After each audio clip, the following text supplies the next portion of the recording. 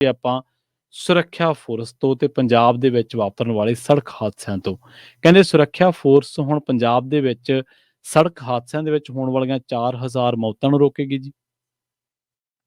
ਪ੍ਰਵੀਨ ਜੀ, ਅੱਜ 26 ਜਨਵਰੀ ਹੈ ਤੇ ਅੱਜ ਪੰਜਾਬ ਦੇ ਵੱਖ-ਵੱਖ ਜ਼ਿਲ੍ਹਿਆਂ 'ਚ ਜਾ ਕੇ ਮੰਤਰੀ ਸਾਹਿਬਾਨਾਂ ਨੇ ਝੰਡੇ ਲਹਿਰਾਉਣੇ ਨੇ ਜੀ। ਤੇ ਅਮਨ ਅਰੋੜੇ ਨੂੰ ਵੀ ਚਲੋ ਉਹਦੇ ਲਈ ਮਨਜ਼ੂਰੀ ਮਿਲ ਗਈ ਹੈ, ਇੱਕ ਤਰ੍ਹਾਂ ਨਾਲ ਛੂਟ ਮਿਲ ਗਈ ਹੈ ਹੂੰ। ਤੇ ਮੁੱਖ ਮੰਤਰੀ ਸਾਹਿਬ ਨੇ ਅੱਜ ਜਿੱਥੇ ਝੰਡਾ ਲਹਿਰਾਉਣਾ ਉਹਦੇ ਨਾਲ ਹੀ ਉੱਥੇ ਵੱਡੇ ਐਲਾਨ ਵੀ ਕਰਨੇ, ਜਿਹਦੀ ਜੀ। ਚਰਚਾ ਆਪਾਂ ਪਿਛਲੇ ਕੁਝ ਦਿਨਾਂ ਤੋਂ ਕਰਦੇ ਵੀ ਆਏ ਹਾਂ, ਚਾਹੇ ਉਹ ਅਲਟਰਾਸਾਊਂਡ ਨੂੰ ਲੈ ਕੇ, ਐਕਸਰੇ ਨੂੰ ਲੈ ਕੇ ਹੋਵੇ, ਚਾਹੇ ਉਹ ਮੁਫ਼ਤ ਦਵਾਈਆਂ ਦੀ ਗੱਲ ਹੋਵੇ ਕਿ ਅੱਜ ਤੋਂ ਕਹਿੰਦੇ ਜੀ ਪੰਜਾਬ ਦੇ ਸਰਕਾਰੀ ਹਸਪਤਾਲਾਂ 'ਚ 532 ਤਰ੍ਹਾਂ ਦੀਆਂ ਦਵਾਈਆਂ ਮੁਫ਼ਤ ਮਿਲਣ ਲੱਗ ਜਾਣਗੀਆਂ, ਜਿਨ੍ਹਾਂ ਦੀ ਗਿਣਤੀ ਪਹਿਲਾਂ 270-78 ਦੇ ਕਰੀਬ ਸੀ।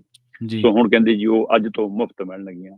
ਇਹੀ ਨਹੀਂ, ਉਹ ਕਹਿੰਦੇ ਕਿ ਪ੍ਰਾਈਵੇਟ ਇੰਸਟੀਚਿਊਟ, ਪ੍ਰਾਈਵੇਟ ਕੇਂਦਰ ਜਾਂ ਪ੍ਰਾਈਵੇਟ ਥਾਵਾਂ ਦੇ ਉੱਤੇ ਜਿਹੜੇ ਅਲਟਰਾਸਾਊਂਡ ਤੇ ਸਿਟੀ ਸਕੈਨ ਵਗੈਰਾ ਹੁੰਦੇ ਨੇ, ਐਕਸਰੇ ਵਗੈਰਾ ਹੁੰਦੇ ਨੇ, ਉਹਦੀ ਪਰਚੀ ਤੁਸੀਂ ਸਰਕਾਰੀ ਹਸਪਤਾਲ 'ਚ ਕਟਾਓ, ਜੋ ਸਰਕਾਰੀ ਰੇਟ ਹੈ 120 ਰੁਪਈਏ, 200 ਰੁਪਈਏ, 250 ਰੁਪਈਏ, ਹੈ ਨਾ, ਉੱਥੋਂ ਕਟਾਓ ਤੇ ਉੱਥੋਂ ਤੁਹਾਨੂੰ ਇੱਕ ਕੋਡ ਮਿਲੂਗਾ, ਤੁਸੀਂ ਜਾ ਕੇ ਪ੍ਰਾਈਵੇਟ ਅਦਾਰੇ 'ਚ ਜਾ ਕੇ ਟੈਸਟ ਕਰਾ ਸਕਦੇ ਹੋ, ਉੱਥੇ ਵਾਧੂ ਚਾਰਜ ਨਹੀਂ ਲੱਗਣਗੇ।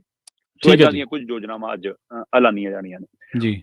ਉਹਦੇ ਵਿੱਚ ਫਰਿਸ਼ਤੇ ਯੋਜਨਾ ਕਿ ਜੇਕਰ ਤੁਹਾਨੂੰ ਕੋਈ ਸੜਕ ਹਾਦਸਾ ਦਿਖਦਾ ਹੈ ਜਾਂ ਕੋਈ ਸੜਕ ਹਾਦਸਾ ਵਾਪਰ ਜਾਂਦਾ ਹੈ ਤੇ ਤੁਸੀਂ ਉਸ ਵਿਅਕਤੀ ਨੂੰ ਨੇੜਲੇ ਹਸਪਤਾਲ ਪਹੁੰਚਾਉਂਦੇ ਹੋ ਤਾਂ ਤੁਹਾਨੂੰ ਸਨਮਾਨ ਵਜੋਂ, ਮਾਣ ਵਜੋਂ 2000 ਰੁਪਇਆ ਮਿਲੇਗਾ, ਪਰ ਤੁਹਾਤੋਂ ਪੁੱਛਗਿੱਛ ਕੋਈ ਨਹੀਂ ਹੋਏਗੀ।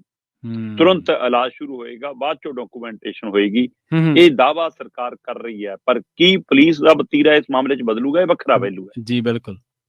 ਪੁਲਿਸ ਜਿਵੇਂ ਹੁਣ ਤੱਕ ਤੰਗ ਕਰਦੀ ਆਈ ਹੈ, ਕਿੰਨੀ ਵਾਰ ਇਹ ਗੱਲਾਂ ਕੇਂਦਰ ਨੇ ਵੀ ਕਹਿ ਲਈਆਂ ਕਿ ਹਸਪਤਾਲ ਪਹੁੰਚਾਉਣ ਵਾਲੇ ਬੰਦੇ ਨੂੰ ਪੁੱਛਗਿੱਛ ਨਹੀਂ ਹੋਊਗੀ, ਪਰ ਉਸੇ ਨੂੰ ਘੜੀਸੀ ਫਿਰਦੇ ਰਹਿੰਦੇ ਨੇ। ਸੋ ਇਸ ਲਈ ਉਸ ਚੀਜ਼ ਤੋਂ ਡਰਦੇ ਲੋਕ ਕਈ ਨਹੀਂ ਕਰਦੇ, ਪਰ ਹੁਣ ਪੰਜਾਬ ਸਰਕਾਰ ਨੇ ਅੱਜ ਤੋਂ ਇਹ ਤੈਅ ਕੀਤਾ ਕਿ ਜਿਹੜੀ ਫਰਿਸ਼ਤੇ ਯੋਜਨਾ ਉਹਦੇ ਤਹਿਤ ਜਿਹੜਾ ਮੁਫ਼ਤ ਇਲਾਜ ਹੈ ਉਹ ਮਰੀਜ਼ ਨੂੰ ਮਿਲੇਗਾ। ਜਿੰਨੇ ਵੀ ਹਸਪਤਾਲ ਮਤਲਬ ਐਫੀਲੇਟਡ, ਇੱਕ ਤਰ੍ਹਾਂ ਨਾਲ ਉਹਨਾਂ ਨੂੰ ਬਾਹਰ ਲਿਖ ਕੇ ਰੱਖਣਾ ਪਏਗਾ ਕਿ ਇੱਥੇ ਫਰਿਸ਼ਤੇ ਯੋਜਨਾ ਦੇ ਤਹਿਤ ਇਲਾਜ ਹੋ ਸਕਦਾ ਹੈ ਨਾ ਜੀ। ਸੋ ਇਸ ਲਈ ਉੱਥੇ ਮਰੀਜ਼ ਤੁਰੰਤ ਜਦੋਂ ਲੈ ਕੇ ਜਾਓਗੇ ਤਾਂ ਤੁਸੀਂ ਕਹਿੰਦੇ ਕਿ ਉੱਥੇ ਆਪਣੇ ਆਪ ਹੀ ਸਾਰਾ ਸਟਰਕਚਰ, ਆਪਣੇ ਆਪ ਹੀ ਟੈਸਟ, ਆਪਣੇ ਆਪ ਸਾਰਾ, ਜੇਕਰ ਉਹਨਾਂ ਕੋਲ ਲੱਗੇ ਕਿ ਇਸ ਮਰੀਜ਼ ਨੂੰ ਸੰਭਾਲਣ ਲਈ ਨਹੀਂ ਹੈਗਾ ਤਾਂ ਦੂਸਰੇ ਹਸਪਤਾਲ ਰੈਫਰ ਕਰਨਗੇ ਤੇ ਉੱਥੇ ਆਪ ਭੇਜਣਗੇ ਤੇ ਉੱਥੇ ਵੀ ਇਲਾਜ ਮੁਫ਼ਤ ਹੋਏਗਾ। ਉਹਦਾ ਇਲਾਜ ਕਹਿੰਦੇ ਉਸ ਸਮੇਂ ਤੱਕ ਮੁਫ਼ਤ ਹੋਏਗਾ ਜਦੋਂ ਤੱਕ ਬੰਦਾ ਤੰਦਰੁਸਤ ਹੋ ਕੇ ਉਸ ਨੂੰ ਘਰੇ ਨਹੀਂ ਭੇਜ ਦਿੱਤਾ ਜਾਂਦਾ, ਮਤਲਬ ਕਿ ਐਨ ਠੀਕ ਨਹੀਂ ਹੋ ਜਾਂਦਾ। ਔਰ ਇਹ ਸਾਰਾ ਕਾਰਵਾਈ ਉੱਥੇ ਰਜਿਸਟਰ ਕਰਨ ਤੋਂ ਬਾਅਦ ਉਹਨਾਂ ਨੇ ਖੁਦ ਹੀ ਸਰਕਾਰ ਨੂੰ ਭੇਜਣੀਆਂ ਉਹਨਾਂ ਦੇ ਪੋਰਟਲ ਦੇ ਉੱਤੇ, ਤੇ ਪੋਰਟਲ ਦੇ ਰਾਹੀਂ ਉਹਨਾਂ ਨੂੰ ਮਨਜ਼ੂਰੀ ਮਿਲ ਕੇ ਬਾਅਦ ਚੋਂ ਪੈਸੇ ਆਉਂਦੇ ਰਹਿਣੇ ਆ। ਇਹ ਦਾਅਵਾ ਕੀਤਾ ਜਾ ਰਿਹਾ ਕਿ ਇਦਾਂ ਦਾ ਇੰਨਾ ਈਜ਼ੀ ਪ੍ਰੋਸੈਸ ਹੋਊਗਾ। ਦੱਸਣ ਲਈ ਅੱਜ ਬਹੁਤ ਈਜ਼ੀ ਲੱਗਦਾ, ਜੇਕਰ ਇੰਪਲੀਮੈਂਟ ਹੋ ਜਾਵੇ ਤਾਂ ਬਹੁਤ ਲੋਕਾਂ ਦੀ ਜਾਨ ਬਚ ਵੀ ਸਕਦੀ ਹੈ। ਹੁਣ ਜਿਹੜੇ ਫਰਿਸ਼ਤਾ ਯੋਜਨਾ ਆਪਾਂ ਸੜਕ ਹਾਦਸਿਆਂ ਦੇ ਮਾਮਲੇ 'ਚ ਗੱਲ ਕਰ ਰਹੇ ਹਾਂ, ਉਸੇ ਮਾਮਲਿਆਂ ਨੂੰ ਰੋਕਣ ਦੇ ਲਈ ਕਹਿੰਦੇ ਇੱਕ ਨਵੀਂ ਸੜਕ ਸੁਰੱਖਿਆ ਫੋਰਸ ਮਾਨ ਸਾਹਿਬ ਕਹਿੰਦੇ ਅਸੀਂ ਲੈ ਕੇ ਆ ਰਹੇ ਹਾਂ, ਜਿਹਦਾ ਹਵਾਲਾ ਕੁਝ ਦਿਨ ਪਹਿਲਾਂ ਆਪਾਂ ਦਿੱਤਾ ਸੀਗਾ। ਉਹਨਾਂ ਦੀ ਵਰਦੀ ਵੱਖਰੀ ਹੋਊਗੀ, ਉਹਨਾਂ ਦੀ ਪਹਿਚਾਣ ਵੱਖਰੀ ਹੋਊਗੀ, ਉਹਨਾਂ ਦੀ ਗੱਡੀ ਦੇ ਵਿੱਚ ਸਾਰੇ ਸਾਧਨ ਵੱਖਰੇ ਹੋਣਗੇ। ਪੰਜਾਬ ਦੇ ਹਰ 30 ਕਿਲੋਮੀਟਰ ਤੇ ਇੱਕ ਗੱਡੀ ਤਾਇਨਾਤ ਹੋਊਗੀ, 30 ਕਿਲੋਮੀਟਰ ਦਾ ਦਾਇਰਾ ਉਹਨਾਂ ਦੇ ਲਈ ਹੋਏਗਾ ਕਿ ਕੋਈ ਵੀ ਨੈਸ਼ਨਲ ਹਾਈਵੇ ਤੇ, ਸਟੇਟ ਹਾਈਵੇ ਤੇ ਹਾਦਸਾ ਵਾਪਰੇ ਤੇ ਉਹ ਤੁਰੰਤ ਮਤਲਬ 10-15 ਮਿੰਟਾਂ ਦੇ ਵਿੱਚ ਉੱਥੇ ਪਹੁੰਚ ਸਕਣ। ਤੇ ਉਹਦੇ ਅੰਦਰ ਕਹਿੰਦੇ ਜੀ ਉਹਨਾਂ ਦੀ ਗੱਡੀ ਦੇ ਅੰਦਰ ਬਕਾਇਦਾ ਤੌਰ ਦੇ ਉੱਤੇ ਫਸਟ ਏਡ ਕਿੱਟ, ਬਕਾਇਦਾ ਤੌਰ ਤੇ ਅਜਿਹੀ ਡਰੈਸ ਡਰਾਈਵਰ ਦੀ ਤਾਂ ਕਿ ਉਹ ਦੂਰੋਂ ਪਤਾ ਲੱਗ ਸਕੇ ਕਿ ਇਹ ਉਹ ਗੱਡੀ ਹੈ ਜੀ। ਸੋ ਉਹ ਸਾਰੀਆਂ ਚੀਜ਼ਾਂ ਹੋਣਗੀਆਂ ਕਹਿੰਦੇ। ਇਹ ਤੋਂ ਇਲਾਵਾ ਮੈਡੀਕਲ ਕਿੱਟ ਹੋਊਗੀ, ਵੈਬ ਕੈਮਰੇ ਨਾਲ ਉਹ ਮਤਲਬ ਜੁੜੀ ਹੋਊਗੀ, ਵਾਈਫਾਈ ਦੀ ਸਹੂਲਤ ਹੋਊਗੀ, ਸਾਰੇ ਪ੍ਰਬੰਧ ਹੋਣਗੇ। ਤੇ ਇਹਦੇ 1239 ਕਹਿੰਦੇ ਇਹਦੇ ਲਈ ਵਿਸ਼ੇਸ਼ ਕਰਮੀ ਤਾਇਨਾਤ ਕੀਤੇ ਜਾ ਰਹੇ ਨੇ। 144 ਦੇ ਕਰੀਬ ਪੰਜਾਬ ਦੇ ਵਿੱਚ ਗੱਡੀਆਂ ਕਹਿੰਦੇ ਅੱਜ ਮੁੱਖ ਮੰਤਰੀ ਸਾਹਿਬ ਨੇ ਲਾਂਚ ਕਰਦੀਆਂ ਨੇ ਕਿ ਅਸੀਂ ਇਹ ਸੜਕ ਸੁਰੱਖਿਆ ਫੋਰਸ। ਜਦੋਂ ਸੜਕ ਸੁਰੱਖਿਆ ਫੋਰਸ ਦਾ ਹਵਾਲਾ ਆਉਂਦਾ ਤਾਂ ਮੈਂ ਦੇਖਣ ਦੀ ਕੋਸ਼ਿਸ਼ ਕੀਤੀ ਕਿ ਦੇਖੀਏ ਪੰਜਾਬ ਦੇ ਵਿੱਚ ਸਥਿਤੀ ਕੀ ਆ ਸੜਕ ਹਾਦਸਿਆਂ ਦੀ। ਪ੍ਰਵੀਨ ਜੀ, 3 ਤਰ੍ਹਾਂ ਦੇ ਸੜਕ ਹਾਦਸੇ ਹੁੰਦੇ ਨੇ। ਇੱਕ ਸੜਕ ਹਾਦਸਾ ਹੁੰਦਾ ਹੈ ਕਿ ਨਾਰਮਲ ਕਿਸੇ ਆਪਸ 'ਚ ਕੋਈ ਟਕਰਾ ਗਿਆ, ਖੜੀ ਚੀਜ਼ 'ਚ ਆਪਸ 'ਚ ਆਮੋ ਸਾਹਮਣੇ, ਤੇ ਅਗਲਾ ਕਹਿੰਦਾ ਕੁਛ ਨਹੀਂ ਹੋਇਆ, ਬਚਾਅ ਹੋ ਗਿਆ, ਵੀ ਗੱਡੀ ਨੂੰ ਮਾੜਾ ਮੋਟਾ ਕੋਈ ਲੱਗਿਆ, ਠੀਕ ਹੈ, ਲੰਘ ਜਾਓ। ਦੂਸਰੇ ਸੜਕ ਹਾਦਸੇ ਹੁੰਦੇ ਨੇ ਕਿ ਬੰਦੇ ਜ਼ਖਮੀ ਹੋ ਜਾਂਦੇ ਨੇ, ਸੱਟ ਫੇਟ ਲੱਗਦੀ ਹੈ ਜੀ, ਉਹਦਾ ਲੋਕਲ ਪ੍ਰਾਈਵੇਟ ਹਸਪਤਾਲ, ਸਰਕਾਰੀ ਹਸਪਤਾਲ, ਕਿਸੇ ਦੁਕਾਨ ਵਾਲੇ ਡਾਕਟਰ ਵਾਲੇ ਤੋਂ ਇਲਾਜ ਕਰਾ ਲਿਆ ਜਾਂਦਾ ਤੇ ਦੋਵਾਂ ਧਿਰਾਂ ਦੇ ਵਿੱਚ ਆਪਣੇ ਪੱਧਰ ਤੇ ਹੀ ਸਮਝੌਤਾ ਹੋ ਜਾਂਦਾ, ਜਾਂ 4 ਬੰਦੇ ਵਿੱਚ ਪੈ ਜਾਣ, ਪੰਚਾਇਤ ਵਿੱਚ ਪੈ ਜਾਵੇ, ਥਾਣੇ ਵਾਲੇ ਪੈ ਜਾਣ, ਕੋਈ ਪੈ ਜਾਣ, ਲਿਖਤੀ ਕਾਗਜ਼ ਪੱਤਰੀ ਤੋਂ ਬਿਨਾਂ ਜਿਹੜਾ ਸਮਝੌਤਾ ਹੋ ਜਾਂਦਾ। ਦੂਸਰੇ ਹਾਦਸੇ ਉਹ ਹੁੰਦੇ ਨੇ। ਤੀਸਰੇ ਹਾਦਸੇ ਨੇ ਜਿਨ੍ਹਾਂ ਦੇ ਵਿੱਚ ਕਿਸੇ ਦੀ ਜਾਨ ਚਲੀ ਜਾਂਦੀ ਹੈ, ਜ਼ਿਆਦਾ ਜ਼ਖਮੀ ਹੋ ਜਾਂਦਾ, ਜਾਂ ਕੋਈ ਧਿਰ ਜ਼ਿਆਦਾ ਗਰਮ ਠੰਡੀ ਹੁੰਦੀ ਹੈ, ਚਾਹੇ ਹਾਦਸਾ ਘੱਟੇ ਵਾਪਰੇ, ਅਗਲਾ ਕਹਿੰਦਾ ਮੈਂ ਤਾਂ ਪਰਚਾ ਹੀ ਕਰਾਊਂਗਾ। ਫਿਰ ਜਿਹੜਾ ਰਿਕਾਰਡ 'ਚ ਚੜ੍ਹਦਾ ਅੰਕੜਿਆਂ ਨੂੰ ਇਹ ਅੰਕੜਿਆਂ 'ਚ ਸ਼ਾਮਲ ਕਰਦੇ ਆ, ਜਿਹੜੇ ਰਿਸਰਚ ਕਰਨ ਵਾਲੇ ਸੈਂਟਰ ਨੇ ਜਾਂ ਉਹ ਨੇ, ਉਹ ਉਹਨਾਂ ਅੰਕੜਿਆਂ ਨੂੰ ਗਿਣਦੇ ਨੇ। ਜਿਹੜੇ ਏਦਾਂ ਮਾਮਲੇ ਨਿਬੜ ਜਾਂਦੇ ਉਹਨਾਂ ਨੂੰ ਉਹ 'ਚ ਨਹੀਂ ਗਿਣਿਆ ਜਾਂਦਾ। ਸੋ ਜਿਹੜੇ ਮਾਮਲੇ ਰਿਕਾਰਡ 'ਚ ਚੜ੍ਹਦੇ ਨੇ ਪ੍ਰਵੀਨ ਜੀ, ਉਹਨਾਂ ਦੇ ਹਵਾਲੇ ਨਾਲੇ ਪੰਜਾਬ 'ਚ ਹਰ ਸਾਲ ਔਸਤਨ 2500 ਦੇ ਕਰੀਬ ਗੰਭੀਰ ਜ਼ਖਮੀਆਂ ਦੇ ਮਾਮਲੇ ਨੇ। ਠੀਕ ਹੈ। ਤੇ 4000 ਤੋਂ ਵੱਧ ਮੌਤ ਦੇ ਮਾਮਲੇ ਨੇ ਸੜਕ ਹਾਦਸਿਆਂ ਵਿੱਚ ਹਰ ਸਾਲ ਔਸਤਨ ਜੀ। ਤੇ ਪੰਜਾਬ ਦੇ ਅੰਦਰ ਔਸਤਨ ਹਰ ਸਾਲ ਇਹ ਜਿਹੇ ਰਿਕਾਰਡ 'ਚ ਚੜ੍ਹਨ ਵਾਲੇ 6000 ਤੋਂ ਵੱਧ ਸੜਕ ਹਾਦਸੇ ਨੇ। ਠੀਕ ਹੈ। ਸੋ 6000 ਤੋਂ ਵੱਧ ਸੜਕ ਹਾਦਸੇ ਹਰ ਸਾਲ ਹੁੰਦੇ ਨੇ। 4000 ਦੇ ਔਸਤਨ ਮੌਤਾਂ ਹੋ ਜਾਂਦੀਆਂ ਨੇ ਇਹਨਾਂ ਹਾਦਸਿਆਂ ਦੇ ਵਿੱਚ। ਸੋ ਇਹ ਸਾਰਿਆਂ ਨੂੰ ਰੋਕਣ ਦੇ ਲਈ ਕਹਿੰਦੇ ਜੀ ਹੁਣ ਅਸੀਂ ਇਹ ਸੜਕ ਸੁਰੱਖਿਆ ਫੋਰਸ ਲੈ ਕੇ ਆਏ ਹਾਂ।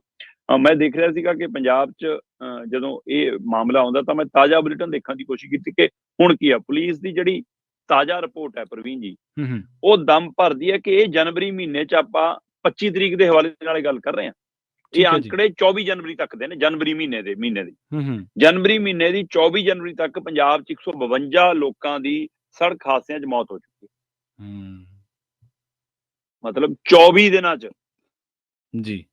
ਤੇ ਇਹ ਇੱਕ ਤਰ੍ਹਾਂ ਨਾਲ ਇਹਨਾਂ ਦਿਨਾਂ ਦੇ ਵਿੱਚ ਹਾਦਸੇ ਥੋੜੇ ਜਿਹੇ ਬਾਕੀਆਂ ਨਾਲੋਂ ਇਜ਼ਾਫਾ ਵੀ ਵੱਧ ਹੁੰਦਾ ਪ੍ਰਵੀਨ ਜੀ, ਕਿਉਂਕਿ ਧੁੰਦ ਦੇ ਦਿਨ ਹੁੰਦੇ ਨੇ, ਕੋਹਰੇ ਦੇ ਦਿਨ ਹੁੰਦੇ ਨੇ, ਠੰਡ ਖਾਸੀ ਪੈ ਰਹੀ ਹੁੰਦੀ ਆ, ਉਹਦੇ ਕਾਰਨ ਵੀ ਹਾਦਸੇ ਵੱਧ ਵਾਪਰਦੇ ਨੇ। ਦੂਸਰਾ, ਜਿਹੜੇ ਮਾਮਲਿਆਂ 'ਚ FIR ਵੱਧ ਹੁੰਦੀਆਂ ਨੇ, ਕੁਛ ਹੁੰਦੀਆਂ ਨੇ ਉਹ ਗਰਮੀ ਵਾਲੇ ਦਿਨਾਂ 'ਚ ਵੱਧ ਹੁੰਦੀਆਂ। ਉਹਨਾਂ ਦੇ ਤਲਖੀ ਬੰਦੇ ਦਾ BP ਵੈਸੇ ਹੀ ਵਧਿਆ ਹੁੰਦਾ, ਖੂਨ ਦਾ ਸਰਕਲ ਵੱਧ ਵਧਿਆ ਹੁੰਦਾ, ਛੋਟੀ ਜਿਹੀ ਗੱਲ ਨੂੰ ਵੀ ਵੱਡੀ ਬਣ ਜਾਂਦੀ ਆ। ਉਹਨਾਂ ਦਿਨਾਂ 'ਚ FIR ਵੀ ਬਹੁਤ ਵੱਧ ਹੁੰਦੀਆਂ ਨੇ। ਸੋ ਇਸ ਲਈ ਦੋ ਪਹਿਲੂ ਨੇ। ਪੁਲਿਸ ਬੁਲੇਟਿਨ ਦੇ ਹਿਸਾਬ ਨਾਲ 2023 ਦੀ ਜੇਕਰ ਮੈਂ ਗੱਲ ਕਰਾਂ ਤਾਂ 2023 ਦੇ ਵਿੱਚ 3435 ਲੋਕਾਂ ਦੀ ਮੌਤ ਹੋਈ।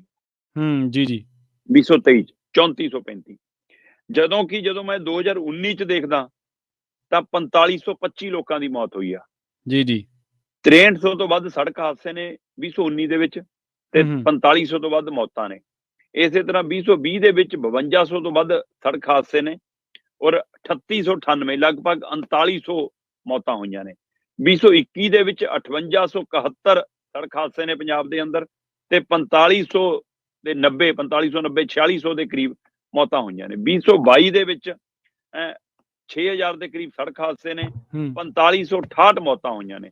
ਸੋ ਇਸ ਲਈ ਔਸਤ ਲਗਭਗ 4000 ਮੌਤ ਹਰ ਸਾਲ ਜਿਹੜੀ ਰਿਕਾਰਡ ਹੈ, ਜਿਹੜੇ ਰਿਕਾਰਡ ਸੜਕ ਹਾਦਸੇ ਨੇ ਔਸਤਨ 6000 ਪੰਜਾਬ 'ਚ ਹਰ ਸਾਲ ਵਾਪਰਦੇ ਨੇ। ਤੇ ਕਿਸ ਕਦਰ ਸਾਡੀਆਂ ਸੜਕਾਂ ਲਹੂ ਪੀਣੀਆਂ ਨੇ ਉਹਦਾ ਅੰਦਾਜ਼ਾ ਇਸੇ ਗੱਲ ਤੋਂ ਲਾ ਲਓ ਕਿ ਪੰਜਾਬ ਦੇ ਜਨਵਰੀ ਮਹੀਨੇ ਦੇ 24 ਦਿਨਾਂ 'ਚ 152 ਲੋਕਾਂ ਦੀ ਮੌਤ ਹੋ ਚੁੱਕੀ ਹੈ। ਸੋ ਇਸ ਲਈ ਜੇਕਰ ਪੰਜਾਬ ਪੁਲਿਸ ਦਾ ਰਵੱਈਆ ਬਦਲ ਜਾਵੇ ਜਾਂ ਦੇਸ਼ ਦੀ ਪੁਲਿਸ ਦਾ ਰਵੱਈਆ ਬਦਲ ਜਾਵੇ ਤਾਂ ਲੋਕ ਮਦਦ ਕਰਨ ਲਈ ਤਿਆਰ ਰਹਿੰਦੇ ਨੇ।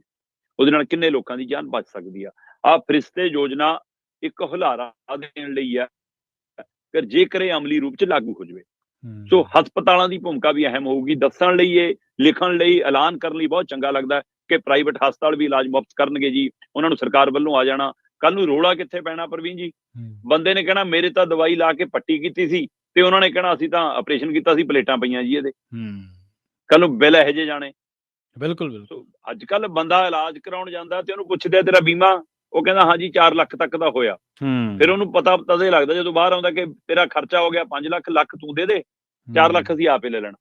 ਸੋ ਕੀ ਉਹ ਉਹਨਾਂ ਦੀ ਲੋੜ ਹੁੰਦੀ ਹੈ ਜਾਂ ਨਹੀਂ ਹੁੰਦੀ? ਇਹ ਧੋਖੇ ਧੜੀਆਂ ਨੇ ਜਿਹੜੀਆਂ ਇਹ ਫਿਰ ਚੀਜ਼ਾਂ ਦੇ ਉੱਤੇ ਸਵਾਲ ਖੜੇ ਕਰ ਦਿੰਦੀਆਂ। ਯੋਜਨਾਵਾਂ ਫੇਲ ਹੋਣ ਦੇ ਕਾਰਨ ਇਹ ਵੀ ਰਹੇ ਨੇ।